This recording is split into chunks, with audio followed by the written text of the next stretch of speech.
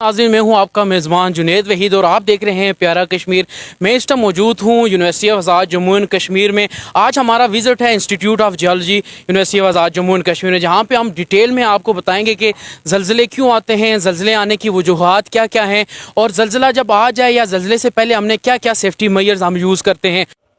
आप जानते हैं कि 2005 के ज़लज़ले ने पूरे मुल्क में, पूरे आज़ाद कश्मीर में तो हर चीज़ तबाह हो गई थी, मलिया मेट हो गई थी, लोगों में खौफ व हरास पाया जाता था। और अभी मौजूदा इंडियन जियोलॉजिस्ट की एक प्रिडिक्शन है जिसमें उसने ये कहा है कि अक्टूबर में अर्थक्वेक आ सकता है और इस हवाले से अभी फिर लोगों के अंदर खौफ व हरास पाया जा रहा है। हम इस टाइम यूनिवर्सिटी में मौजूद हैं, हमारे साथ माहिर अर्जियात मौजूद हैं। आए इनसे बात करते हैं कि ये मौजूदा जो करंट प्रिडिक्शन हुई है इसमें कितनी हकीकत है। जी सर। Thank you. मैं सबसे पहले आप लोगों का शुक्रिया अदा करता हूं कि आप यहाँ तशरीफ़ लाए। लोगों को इस बारे में वाकई खौफ और आस है। सोशल मीडिया के अंदर ये ख़बरें चल रही हैं और इंडियन जियोलॉजिस्ट का भी मैंने वो वीडियो क्लिप देखा है। 2005 का जो अर्थक्वेक आया था उसके बाद अभी इंडियन जियोलॉजिस्ट ने दोबारा प्रेडिक्शन की है, लेकिन जो इंडियन जियोलॉजिस्ट की ये प्रेडिक्शन जो है वो कुछ लो मैग्नीट्यूड के अर्थक्वेक आए हैं डोडा डिस्ट्रिक्ट जम्मू कश्मीर में, तो उसकी बेस पे उन्होंने प्रेडिक्शन की है। ये बेसिकली उन्होंने सिर्फ हिस्टोरिकल डाटा यूज़ किया है। इस प्रेडिक्शन के लिए बहुत सारे पैरामीटर होते हैं और उन्होंने सिर्फ इसको जो है वो हिस्टोरिकल डाटा की बेस पे प्रेडिक्ट किया है। अब इसमें सबसे पहले जो हाई मैग्नीट्यूड का अर्थक्वेक आया वो 4.1 मैग्नीट्यूड का था। उसके बाद जो बाकी अर्थक्वेक आते गए हैं वो लो मैग्नीट्यूड के अर्थक्वेक थे। उसमें 3 मैग्नीट्यूड का आया, फिर 2 मैग्नीट्यूड का आया, तो ग्रेजुअली एनर्जी जो है वो डिक्रीज़ होती गई। इसका हरगिज़ ये मतलब नहीं होता कि आपके जो फोर शॉक्स आ रहे हैं वो अगर इंक्रीजिंग मैग्नीट्यूड के साथ आ रहे हैं तो इट मीन्स कि कोई मेजर इवेंट होगा। लेकिन अगर आपके जो फोर शॉक्स हैं वो डिक्रीजिंग मैग्नीट्यूड के साथ आ रहे हैं, जैसा कि डोडा अर्थक्वेक के अंदर आपने देखा है कि आपकी आईएस मैग्नीट्यूड 4.5 थी, फिर एनर्जी रिड्यूस होगी, तो मैं नहीं समझता कि ये कोई मेजर जो है वो इवेंट हो सकता है। जो हिमालयन का पहाड़ी सिलसिला है इसमें ये स्टार्ट होता है म्यांमार से आसाम तक, फिर ये नेपाल टू इंडिया और पाकिस्तान और कश्मीर से होता हुआ अफ़गानिस्तान के बॉर्डर तक जाता है। इसकी कुल लंबाई जो है 2500 किलोमीटर है और इसकी चौड़ाई एवरेज जो है वो 200 किलोमीटर है। इसके अलावा एक ज़लज़लों की बहुत पुरानी तारीख़ है और वो तारीख़ उसी रिकरेंस इंटरवल की बेस पे इंडियन जियोलॉजिस्ट ने प्रेडिक्ट किया है। फॉर एग्जांपल मैं इसकी एक आपको मिसाल देता हूँ कि कांगड़ा अर्थक्वेक हुआ था जम्मू के अंदर 1905 में, और एग्जैक्टली उसके 100 साल बाद 2005 में मुजफ्फराबाद में अर्थक्वेक आया। और उस अर्थक्वेक के बाद अभी दोबारा इस एरिया के अंदर जो डोडा एरिया है वहाँ पर इसी हिस्टोरिकल डाटा की बेस पे इंडियन जियोलॉजिस्ट ने ये प्रेडिक्ट किया है कि यहाँ कोई अर्थक्वेक आ सकता है। लेकिन कोई एक्चुअल डाटा, इंस्ट्रूमेंटल डाटा या और कोई पैरामीटर उसने जो है वो वजह नहीं किए, तो मैं नहीं समझता कि कोई मेजर इवेंट आने वाला है। मैं लोगों से अपील करता हूँ कि आप पुरसकून रहें और ऐसी कोई बात नहीं है, अपने आवाज़ पे काबू रखें, ऐसा कुछ भी नहीं होने वाला। डॉक्टर साहब, मुझे ये बताएं कि ज़लज़ले की बेसिकली प्रिडिक्शन कैसे की जाती है और आप क्या समझते हैं कि मुस्तकबिल में कोई ज़लज़ला आ सकता है?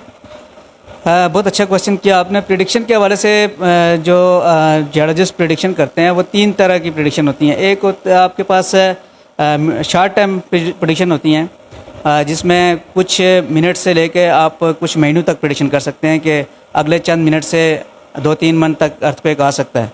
और इंडियन ने एक शॉर्ट टर्म प्रेडिक्शन की है लेकिन उन्होंने उसके पैरामीटर को फॉलो नहीं किया। इसी तरह जो मीडियम रेंज प्रेडिक्शन होती है उसमें आप कुछ महीनों से कुछ सालों तक प्रेडिक्शन कर सकते हैं, यानी कुछ अगले चंद महीनों से लेकर 2-4 साल तक आप प्रेडिक्ट कर सकते हैं कि यहाँ अर्थक्वेक आ सकता है इस एरिया में।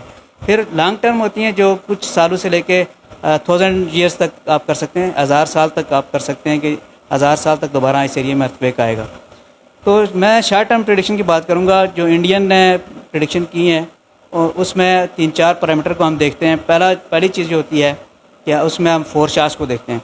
अगर फोर शॉक्स इंक्रीजिंग मैग्नीट्यूड के साथ आ रहे हैं कि पहला आपका 3 का आया, फिर 4 का आया, फिर 5 का, इट मीन्स के मेजर अर्थक्वेक आ सकता है।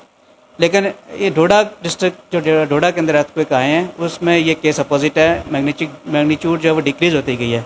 तो इसका मतलब ये है कि यहाँ पर कोई मेजर इवेंट के चांस नहीं है। दूसरी चीज़ हम देखते हैं ग्राउंड डिफॉर्मेशन, कि वहाँ पर ग्राउंड डिफॉर्म कितनी हुई है। इंडियन ने जो है जियोलॉजिस्ट ने इसका भी कोई एविडेंसेस नहीं दिए कि ग्राउंड डिफॉर्मेशन के ऊपर भी कोई काम नहीं किया।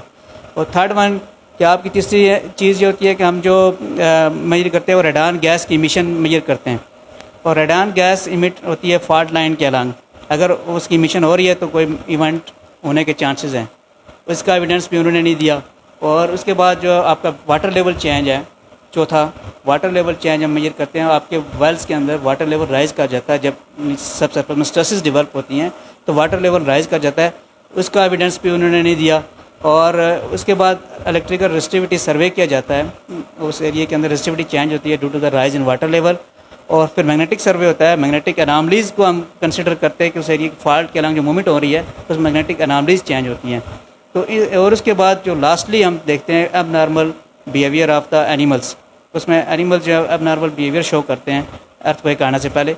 इसमें से कोई भी एविडेंसेस उस जियोलॉजिस्ट ने नहीं दी, और मैं समझता हूँ कि शॉर्ट टर्म प्रेडिक्शन उसने की है, ये बिल्कुल गलत है, ऐसी कोई बात नहीं है इस हवाले से, क्योंकि ये आप इसकी बेस पे आप शॉर्ट टर्म प्रेडिक्शन नहीं कर सकते। डॉक्टर साहब मुझे ये बताइएगा कि अगर जब ज़लज़ला आ जाता है तो उस टाइम हम क्या क्या सेफ्टी मेजर्स हम ले सकते हैं? क्या यहाँ पर अर्थक्वेक आ सकता है उसके लिए हमें कुछ सेफ्टी मेजर्स करनी होती हैं। 3 तरह के सेफ्टी मेजर्स होती हैं। कुछ तो अर्थक्वेक आने से पहले है। अर्थक्वेक आने से पहले आप क्या कर सकते हैं, आप अपना इंफ्रास्ट्रक्चर जो है वो अच्छी तरह डेवलप करें, लाइट बिल्डिंग मटेरियल यूज़ करें कंस्ट्रक्शन के अंदर।